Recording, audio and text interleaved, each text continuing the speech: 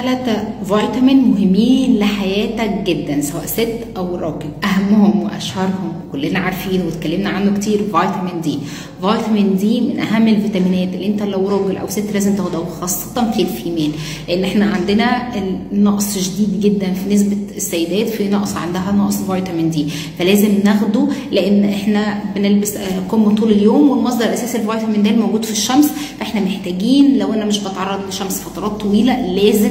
لازم اخده على هيئه تابلت، وعلى حسب الجرعه بتاعتي، ما اخدوش من نفسي، لان كل جرعه بتتحدد انا هاخد 5000 وحده ولا 10000 وحده ولا 50 وحده على حسب التحليل بتاعي، بيفرق في الحرق، بيفرق في الكالسيوم، بيفرق في المجهود البدني، بيفرق في الارق والنوم. ده اول حاجه. تاني حاجه اللي ببقى محتاجاه اوميجا 3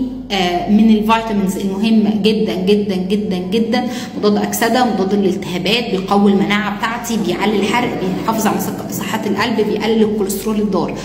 تالت فيتامين معايا وده انا قلته في فيديو كامل، المغنيسيوم، وهو ملح السحري اللي ببقى محتاجاه لو انا بيجيلي ارق او اكتئاب او تشنجات او كرامبات وقت التمرين او وقت النوم، بقوم من النوم بشتكي بشد عضلي في عضلات جسمي، يبقى انا جسمي بيصرخ وبيقول انا محتاج مغنيسيوم، لازم اخد قرص واحد بس قبل النوم، هيفرق حتى في عمق النوم اللي هتنامه. 3 فيتامينات اوعى تنساهم في يومك.